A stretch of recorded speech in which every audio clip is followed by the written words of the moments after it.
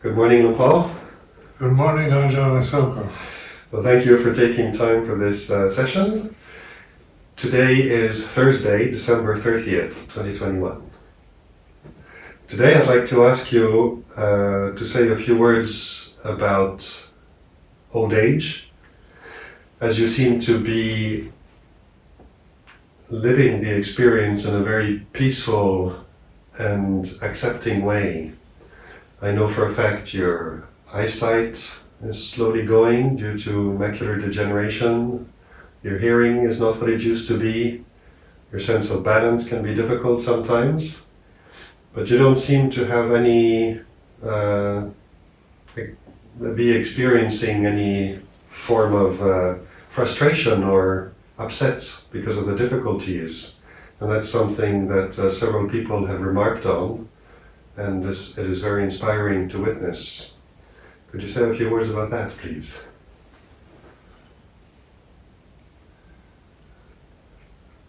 Well, old age is something everybody's going to experience if they live long. And we all have to live with old people. Our parents get old. And as you get older, the physical side of yourself begins to age and degenerate, which is natural. And of course, then the Buddhist teaching is to see this, the body is impersonal, not to see it in terms of one's ownership and identity. So over the years in monastic life, and due to Luang Cha's teaching, and contemplates the body as a condition in nature and its natural movement towards middle age, old age, toward death. So by the time you're my age, you're well groomed for the aging process and the inevitable death of the body. So over the years, just contemplating, am I really this body? Just investigating, is this body really what I am? And then you reflect on the functions of it, the eyes, ears, nose, tongue, the body itself is all about sensitivity, about feeling, pleasure, pain, and then the mind with its turbulent attitudes towards pleasure and pain, and this contemplation, this reflective ability that we have to just notice the way it is. And in the early years in Thailand, when I caught malaria, I had malaria for about a year when I was a junior monk. And at first, I saw it in something that's bothering me, that I don't want, that it frightens me, and then the social, cultural conditioning I had around the word malaria was that it's a very deadly disease. You go to your brain, you can become crazy. It'll ruin your life. And so all these kind of memories of past information about malaria were making me very troubled about it. And so one day Luang Cha came to visit. I was at a branch monastery, and I was complaining about how I can't get samadhi because I'm going through these malarial fevers, and kind of whining and whinging about how I don't want this disease. And Luang Cha said, malaria is your meditation. So I took that to heart, because what Luang Cha said to me was always taken quite seriously. So I started giving, stop whining and whinging and thinking, but just contemplating the actual reality of malarial fevers and how they arise and cease, and they go through cycles, and they seem to disappear and then they occur again. And this lasted for about a year. And so I changed my attitude towards malaria to learn from it, to see it as an opportunity to witness it, rather than to own it or try to resist it or worry about it or create anxious states of mind. So I began to see certain pleasant aspects of it. For example, when the fever vanishes, you feel this incredible sense of coolness and relief, which is very pleasant. And then within a year, taking various drugs, what they were using in Thailand at that time was chloroquine, taking these chloroquine tablets, and eventually the malarial fever stopped. And it's never been a problem since. Well, that was many years ago. That was an experiment with disease. And then just by changing one's attitude towards it, like now with the COVID-19 pandemic, this is a disease that nobody wants. And we worry about it, we want it to stop, we get vaccinated, or we take medicine of some sort to kind of prevent wearing masks and all this, so that we develop a personal aversion and fear and anxious state of mind around the possibility of getting this very dangerous, quite deadly disease that is in the news constantly, in the media. Wherever you read a newspaper or listen to the radio, they're talking about COVID pandemic. So changing the attitude towards that, towards observing how just the thought, just the information you get from the newspaper, the radio, or the television affects you like this. When you think of how many people, thousands of people died from the pandemic, and this is rather ominous news, and the effect it has on you it's frightening.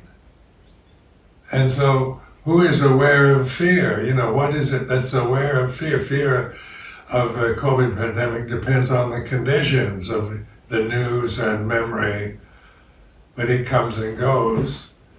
Where the awareness of it isn't frightened. You begin to trust the awareness rather than the habitual reactions or the fear that generates in your mind over this particular subject. Well, old age has its many advantages. For one thing, you're physically not capable of living like you did when you were young. And of course, living in Buddhist monasteries, like here in the UK, I'm living with mostly monks who are much, much younger than I am. So this is, they move about very quickly, and they have good eyesight and good hearing. and they can run about and get down on their knees and bow and sit in samadhi postures and so forth in ways that I can no longer manage. And you find yourself incredibly clumsy. The way you have to walk with a walking stick and depend on another monk to take me from my kuti to the temple, and then they prepare a special chair that I sit in, and I don't have to get down on my knees and bow because I'm so clumsy. Doing that is so difficult, so the Sangha has given me permission to just bow my head at the shrine. And so these, according to the young monk in myself, the way I was trained when I was young, or these became absolute necessities to bow in the right way and sit in with your legs in the proper position on the floor. And suddenly, you find your knees can't bend that well, and your body, to try to get down on your knees, you look so clumsy and foolish, and then you have to get up later, and several monks come rushing forth to help you up, and then this, to the young monk in me, this was I had memories of the past of proper training in the early years. Was that these kind of movements, these kind of ceremonies, and that were absolute necessities to perform properly and mindfully, and suddenly you can't do them. So this is also a subject for reflection, like you observing the early training, the kind of way one was trained as an early monk in Thailand, at Wat Pah Pong, and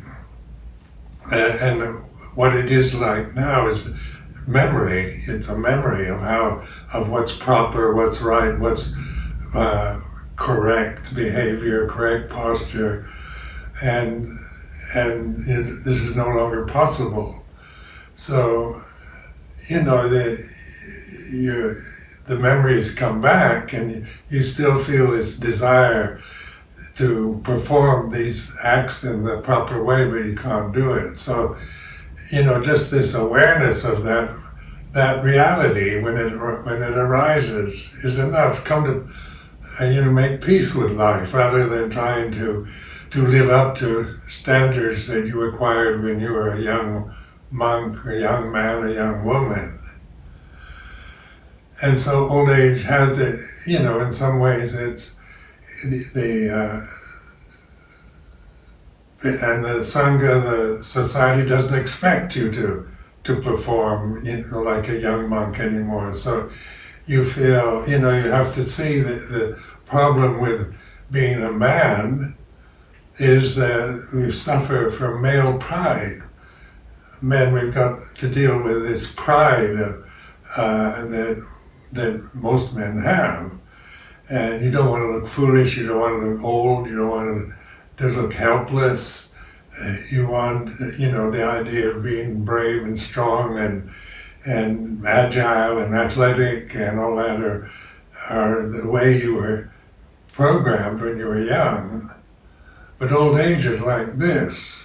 So in this reference, way of referring to old age is like this, is not praising it or criticizing it, but it's accepting it. It's learning to accept, to realize the body is not personal, it's not what I really am. It's a condition in nature. Now this is December in England, and and sitting in my kuti, observing the changing of the seasons from autumn to winter, you're seeing the inevitable fading out of as the autumn leaves fall past your window, and they turn brown and they get wrinkled and they're different colors. And now, this very day, on Thursday, 30th December 2021, the trees most of the trees around the kuti are barren. So you're looking out at barren branches. And so December is like old age, it's, I think there are pop songs about autumn leaves and September song and that I remember hearing when I was young.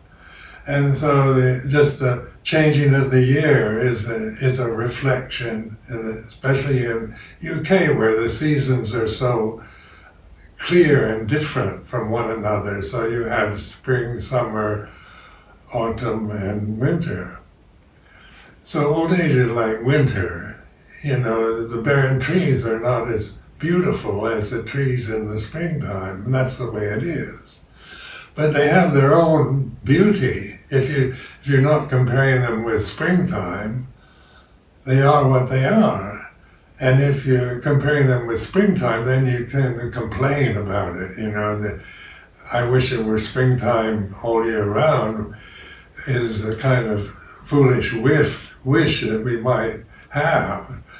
But changing from wishing things were lived up to a certain standard of beauty and perfection that you might have in your mind, the changing conditions of life are like this. So in learning to accept the body as it ages, as its senses diminish, and the functions of the body are no longer, you can't function like a young monk, you're not agile anymore, and it's like this, and you're seeing it as natural phenomena doing what it's supposed to do, rather than some kind of personal identity as I'm an old man and seeing an old age and complaining and whining about it. It's befriending it. It's quite all right, when you really look at it as it is. Where if I just followed my condition, the way I was conditioned when I was young, then I would, say old age sucks. It's just I wish I didn't have to get old or complain or wish or want to die young or whatever. You're aware of the mental states that arise. So this awareness is our refuge, is what we see as our true nature, that we can trust, that we can take, that we put our trust in, this awareness of the way it is. Where the thinking mind is critical, so when you're born, a newborn baby doesn't think about anything, doesn't have a language yet. So it's just spontaneous in its reactions to experience as a human form, conscious human form, but it isn't like wishing it were otherwise or blaming other people for its discomfort or problems. But it's just spontaneously responding to experience as it happens in the moment. And so old age is like returning to that kind of innocence, except the innocence of a baby lacks wisdom, and where the innocence of an old man has wisdom to guide it. So wisdom is knowing the way things are, the way it is, which is all conditions are impermanent, what arises ceases. And that Dhamma, or ultimate reality, is impersonal. So what is impersonal in this very present moment? What is something I can't think about or create or believe in as some kind of concept or doctrine or religious teaching, is awareness. It's spontaneous, it's here and now, it's always present. Conscious awareness is always whatever you're experiencing through the senses, pleasurable or painful. The awareness is still, pure aware. It's like this, where when you think about it, like a COVID pandemic, as a person, then nobody wants it. I don't want it as a person. I'd like to get rid of COVID pandemic permanently, forever, as a person. That's my critical mind functioning. So that awareness, the difference between the personal and the non-personal, is the person I create. It's thinking. It's my thoughts. And they are about good and bad, right and wrong, heaven and hell, true and false. So they operate always in this very divisive, discriminative way of what's right and what's wrong, what is allowed, what is unallowed, and so forth. But awareness isn't critical. It's not condemning or praising any condition, any experience that you're having through the senses, but it is aware. It's like this. So training yourself over the years in this way of reflecting on the way it is makes old age in many ways, it's a relief. I see it as a kind of holiday experience, because much of my monastic life was, being a teacher, being a preceptor, being the center of a monastic community, being somebody, having duties, responsibilities, and then learning from that, seeing the suffering that one creates about taking leadership positions, working projects, and establishing monasteries and ordaining monks, ordaining nuns, and how the ego, how that, if one is not aware, one creates an ego around being a preceptor, being an abbot of a monastery, being given a title by the king of Thailand. You can create a whole persona around these perceptions. But in terms of bhavana, or right meditation, awareness of that. It's not that I never felt responsible as a person, because that particular word was very important in my upbringing. My parents were very responsible. My mother was responsible. My father was a very responsible man. And we were brought up to be responsible. And so this was a kind of condition sine qua non that permeated my experience of life. So, and being put in responsible positions, like when Luang Por Chah asked me to establish the Wat Pa Nanachat monastery, a branch monastery near his monastery in Thailand, then this whole sense of responsibility overwhelmed me, because suddenly I was, instead of being just a follower of Luang Por Chah, enjoying, kind of riding in the wake of Luang Por Chah, suddenly I was kind of kicked out and put in another place where I was expected to be a teacher and establish a branch monastery. So this would bring up all this conditioning from early life about responsibility, which is good. There's nothing wrong with it. It's not that it was evil kind of conditioning, but it is conditioning. So the first year or so as abbot of Wat Nanachat, I suffered a lot. Can I really be responsible for this? Am I responsible enough? And any kind of problems that arose, I take personally as my responsibility to resolve them, and relationships with other monks and so forth, all the ups and downs that one experiences in that position was taken quite personally. And so the suffering was not about actually the position or the situation, but the habit patterns of conditioning that I was experiencing.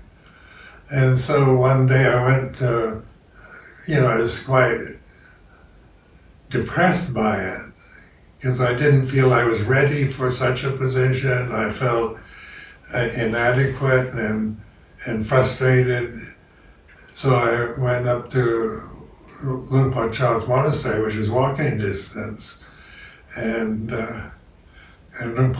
he could see I was very upset, and so he kind of just laughed at me and said, "Sumedho, you think being head of a monastery is you just get to sit with a nice soft cushion behind your back?"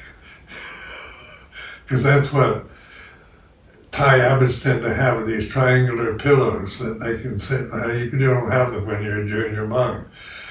And so he was making fun of me.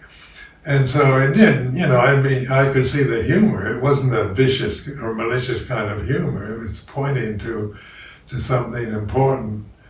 So I figured when I left, I had to walk back, which took took several hours to walk from Wat Pa Pong back to Nanachat. And I contemplated, what is it about Luang Por Chah that is so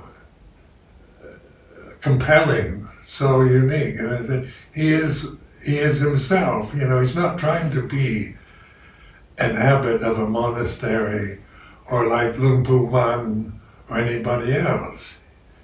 He is what he is, and he knows that.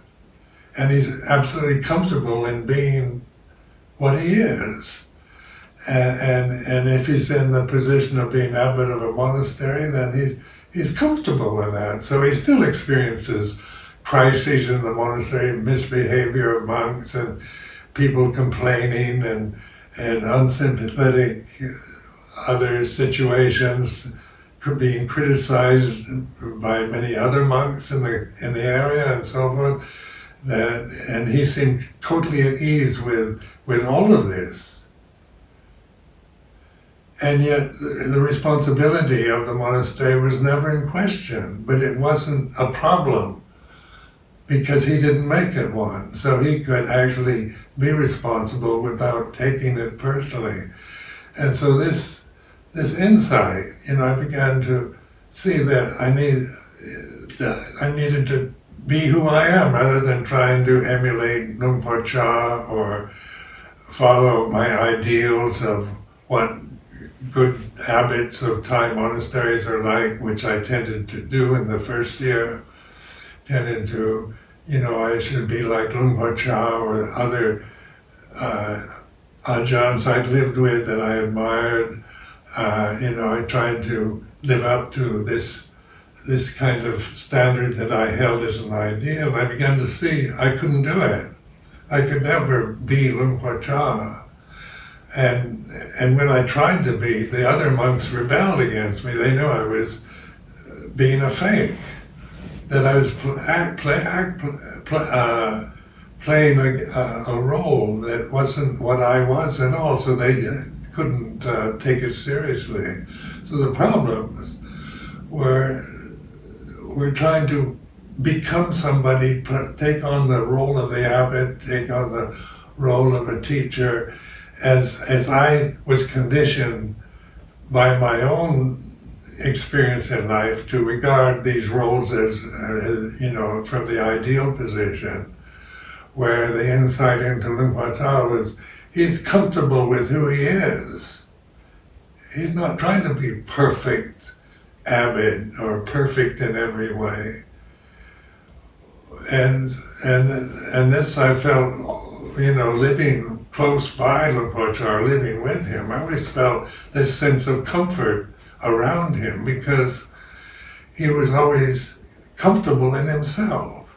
I never felt he was trying to be somebody else or be even be a teacher or an Ajahn.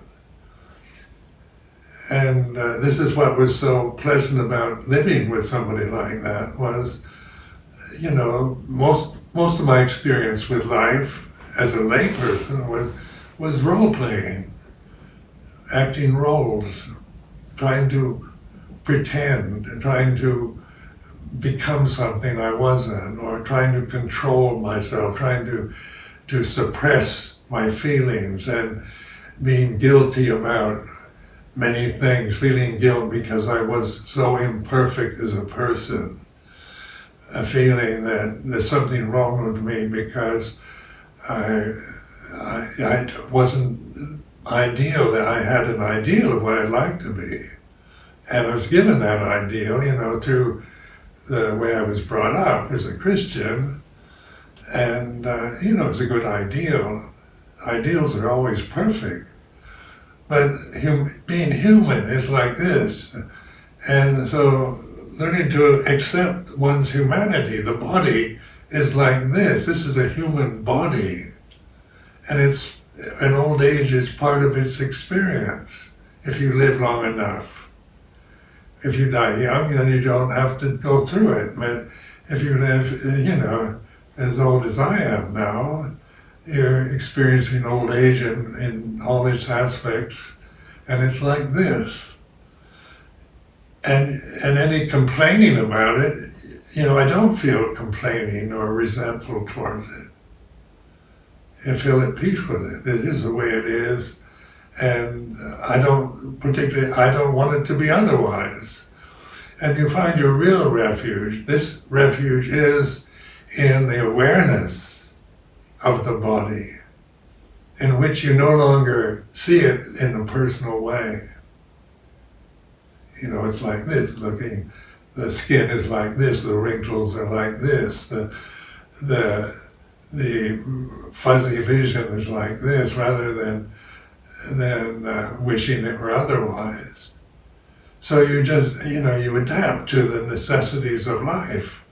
As, the body ages, you let it, you try to take care of it, and you're not being heedless with it. So you're eating properly and exercising and doing necessary things that the body needs, even when it's old. So you're not kind of torturing it or resenting it. So this reflection on old age is you find it a kind of peaceful attitude. I find in old age the mind is very peaceful. It's just naturally peaceful. I don't need to create situations where everything is silent and perfect for me to be peaceful. It's peaceful even in the midst of a busy life, because that's its nature. Awareness is peaceful. Conscious awareness is peace itself, and it's incorruptible peace, where the conditions that I see, hear, smell, taste, touch, and feel through the body are seldom peaceful conditions. Conditions are not peaceful by nature because they change. So when you're thinking of peace as some kind of permanent condition, it can't be. It's not a condition. It's the reality of conscious awareness that's here and now. Whether you're young or old, it doesn't matter. It's still the same. So in terms of the Dhamma being not self, then this is Dhamma. This is the ultimate reality. This peaceful awareness in the present is Dhamma. It's the refuge in Dhamma, rather than some kind of idea of what Dhamma is or some abstract notion you have about it. It's no longer a notion. It's no longer some metaphysical ideal that you create with your thoughts, but it's the reality of awareness here and now. Thank you very much.